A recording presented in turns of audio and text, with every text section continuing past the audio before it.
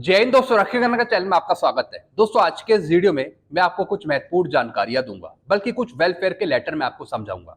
सबसे पहली जानकारी मैं आपको दूंगा 8वें वेतन आयोग के बारे में। नेवल हेडक्वार्टर की तरफ से एक लेटर जारी करा गया है 8 सीपीसी के बारे में। और दोस्तों ये लेटर है प्रपोजल का और सुझावों का 8 सीपीसी के। लेटर दिखाकर मैं आपको आगे समझाऊंगा। अगली जानकारी मैं आपको दूंगा, इंडियन एक्स सर्विसमैन मूवमेंट ने जारी किया लेटर पीएम मोदी जी को। जी हाँ दोस्तों, पूर्व सैनिकों की मांगों को मनवाने के लिए, पेंशन में विसंगतियों को दूर करने के लिए आईईएसएम ने एक लेटर जारी करा और वो भेजा है पीएम मोदी जी को। लेटर दिखाकर मैं आपको आगे समझाऊंगा।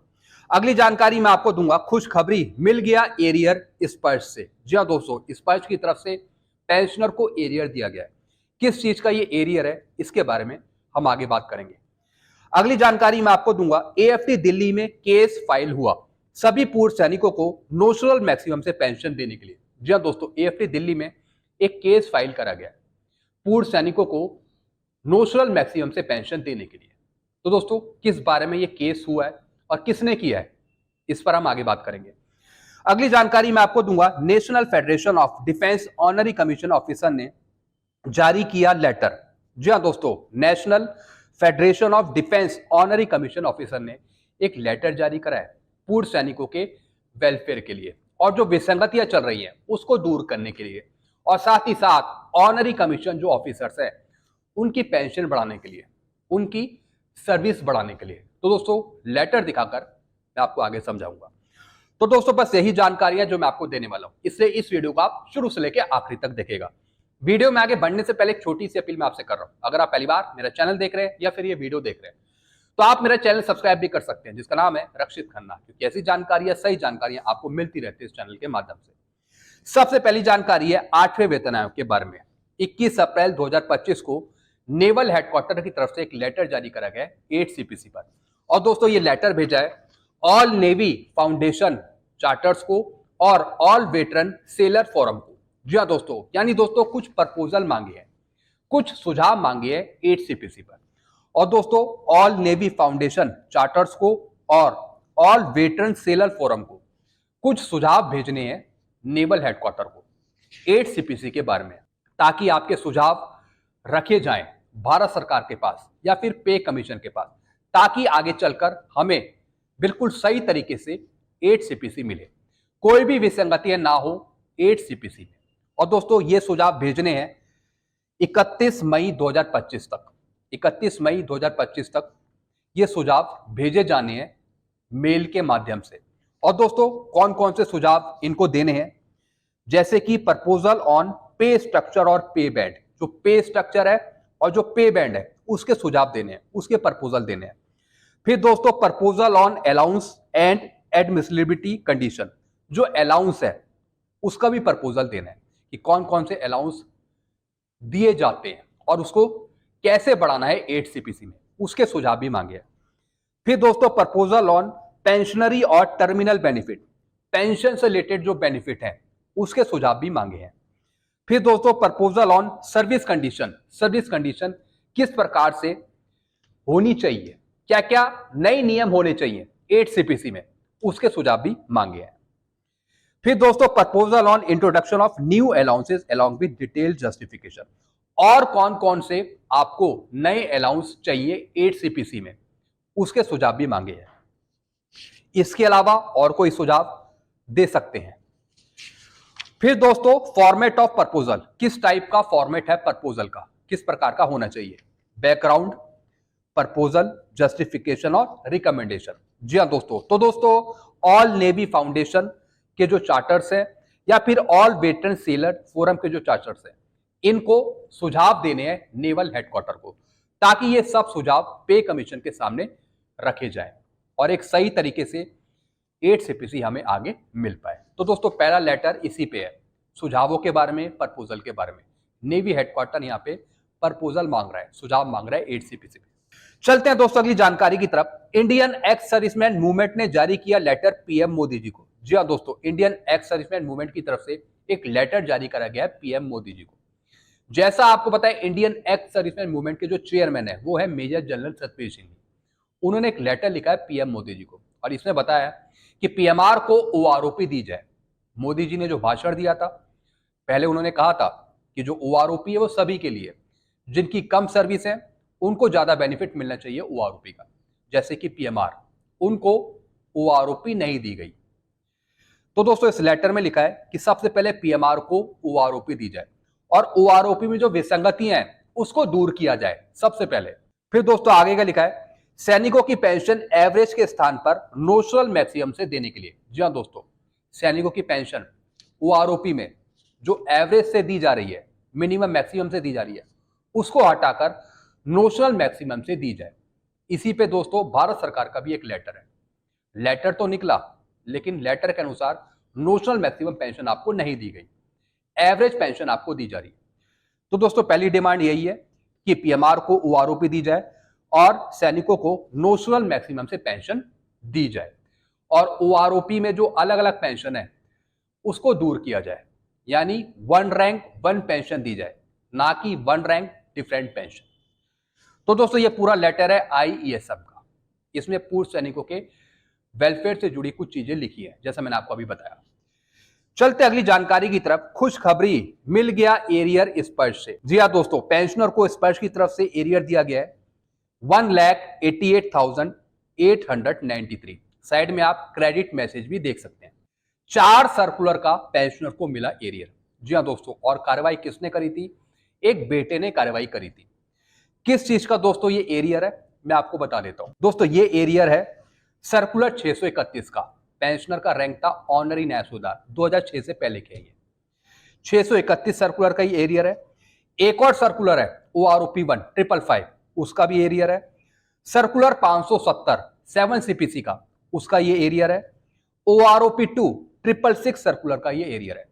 यानी चारों सर्कुलर का जो टोटल एरियर है 1,88,893, ये दिया गया पेंशनर को। और दोस्तों कार्रवाई करी थी एक बेटे ने। 3 से 4 बार सीपी ग्राम में शिकायत डाली, तब जाकर पेंशनर को स्पर्श की तरफ से एरियर मिला।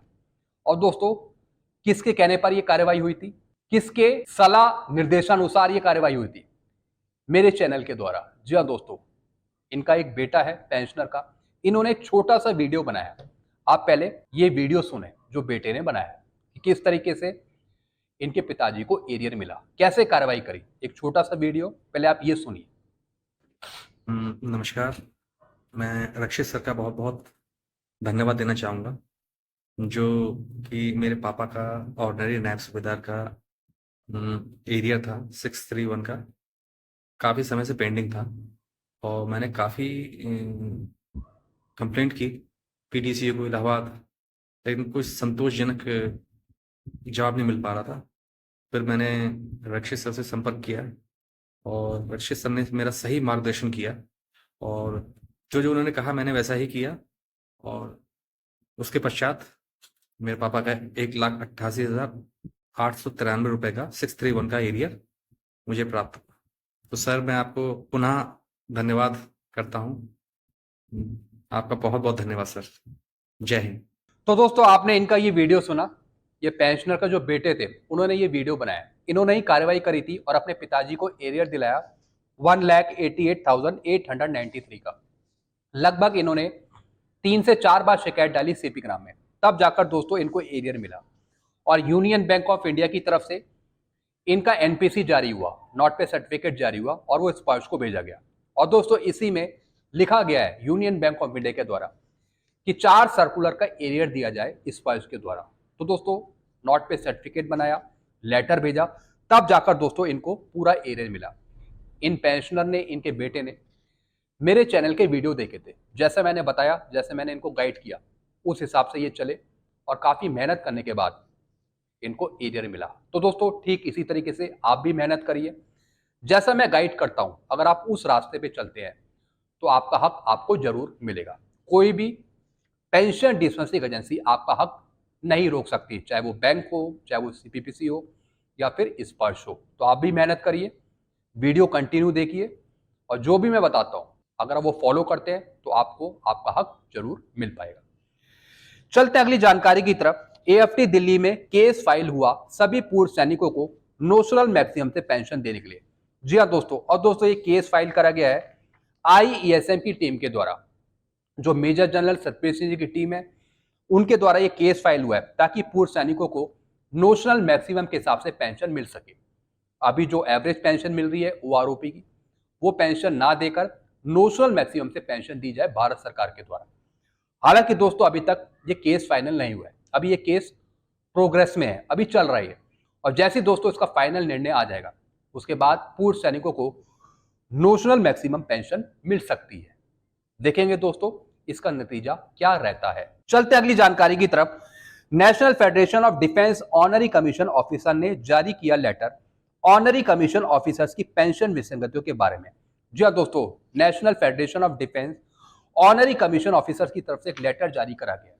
और दोस्तों ये लेटर लिखा गया है सेक्रेटरी DESW को, CGDA को और जो एयर चीफ मार्शल हैं उनको लिखा गया, ताकि जो विसंगतियां हैं पूर्व सैनिकों की, चाहे वो SCOs हो या फिर पूर्व सैनिकों, उनकी विसंगतियों को दूर करा जाए। जिस तरीके से जवानों सैनिकों की पेंशन में विसंगतियां हैं, ठीक इसी तरीके से जो SCOs हैं, ऑनरी कमीशन ऑफिसर्स हैं, उनकी पेंशन में भी विसंगतियां हैं। उनकी पेंशन में भी अंतर है बहुत बड़ा। तो दोस्तों उस अंतर को कम करने के लिए या फिर उस डिफरेंस को हटाने के लिए पेंशन में ये लेटर लिखा गया है। अब दोस्तों इसमें लिखा क्या है वो जानना बहुत जरूरी है कि किस तरीके से आपको फायदा मिल पाएगा। सबसे पहला पॉइंट लिखा है सर्विस वेटेज को बहाल किया जाए। जी हाँ दोस्तों, जो आपको पहले सर्विस वेटेज मिलता था, आपकी सर्विस में जो वेटेज ऐड करके मिलता था, वो दोस्तों खत्म कर दिया गया छठे पे कमीशन पे। तो दोबारा उसको बहाल किया जाए, यानी जितनी आपकी सर्विस है उसमें सर्विस वेटेज को जोड़ा जाए और जितनी आपकी टोटल सर्विस बनेगी उसके हिसाब से आपकी पेंशन बढ़ाई जाए। तो सबसे पहला पॉइंट, सर्विस वेटेज को दोबारा बहाल किया जाए। फिर दोस्तों मिनिमम गारंटी पेंशन दी जाए, जैसे 5वें और 6वें वेतन आयोग के दौरान प्रचलित थी। जी हाँ दोस्तों, मिनिमम गारंटी पेंशन दी जाए। जिस तरीके से पहले आपको फायदा मिलता था, जिस तरीके से पहले पेंशन टेबल के अनुसार आपकी पेंशन दी जाती थी, उस टेबल को भारत सरकार ने बंद कर दिया और आपकी मिनिमम पेंशन दे दी। और दोस्तों वो पेंशन कोई गारंटी पेंशन नहीं थी। तो मिनिमम गारंटी पेंशन की सुविधा को दोबारा बहाल किया जाए। फिर दोस्तों 5 साल का सर्विस वेटेज जोड़कर टोटल सर्विस 33 वर्ष करी जाए ऑनरी कमीशन ऑफिसर्स की। जी हाँ दोस्तों, बहुत से ऑनरी लेफ्टिनेंट है, ऑनरी कैप्टन है, जिनकी 28 साल सर्विस है या फिर 30 साल से कम सर्विस है। तो दोस्तों उनको 33 साल की मैक्सिमम सर्विस का पेंशन पे बेनिफिट नहीं मिल रहा। अब दोस्तों अगर आपकी 33 साल सर्विस नहीं हो रही तो फिर आपकी पेंशन कम हो जाएगी। जैसे कि कई ऑनरी लेफ्टिनेंट हो गए, ऑनरी कैप्टन हो गए, मैक्सिमम सर्विस पर 46,300 पेंशन है, लेकिन सर्विस 28 साल, 29 साल, 30 साल होने पर उनको वो मैक्सिमम पेंशन नहीं दी जा रही, जिस कारण से उनको नुकसान हो रहा है पेंशन पे। लेकिन दोस्तों अगर सर्विस वेटेज को बहाल किया जाता है, अगर दोस्तों उनकी सर्विस में सर्विस वेटेज को ऐड कर दिया जाता है, यानी 5 साल की सर्विस और इंक्लूड कर दी जाती है, तो ऑटोमेटिकली वो 28 साल सर्विस से बढ़कर उनकी 33 साल सर्विस हो जाएगी और उसके बेस पर उनकी पेंशन भी फिर बढ़ पाएगी। तो सर्विस वेटेज को बहाल करने की यहाँ पे मांग करी है कि उनकी सर्विस में सर्विस वेटेज को ऐड किया जाए और साथ ही साथ जेसीओस को भी रैंक और सर्विस वेटेज दी जाए। जी हाँ दोस्तों, जेसीओस को भी एक गैजेटेड रैंक का फायदा दिया जाए और उनकी सर्विस में भी कुछ सर्विस ऐड करी जाए, जिस बेस पर उनकी total length of qualifying service में उनको पेंशन बढ़ी हुई मिल पाए। तो दोस्तों काफी नॉलेजेबल ये लेटर है, काफी जानकारी इस लेटर में दी गई है national federation of defence honorary commission officers के द्वारा। अगर दोस्तों ये बातें मान ली जाती हैं तो ऑटोमेटिकली आपकी पेंशन इंक्रीज हो जाएगी, सर्विस वेटेज को बहाल किया जाता है और अगर विसंगतियां दूर करी जाती हैं तो ऑटोमेटिकली आपकी पेंशन इंक्रीज होगी। तो दोस्तों ये कुछ लेटर थे वेलफेयर से जुड़े जो मैंने आपको समझाए। इसके रिगार्डिंग आपको और कुछ पूछना तो आप नीचे कमेंट कर सकते हैं। ऐसी जानकारी अक्सर आपको मिलती रहती है इस चैनल के माध्यम से। चैनल को आप सब्सक्राइब कर सकते हैं और वीडियोस को शेयर करना मत भूलेगा। Thank you so much.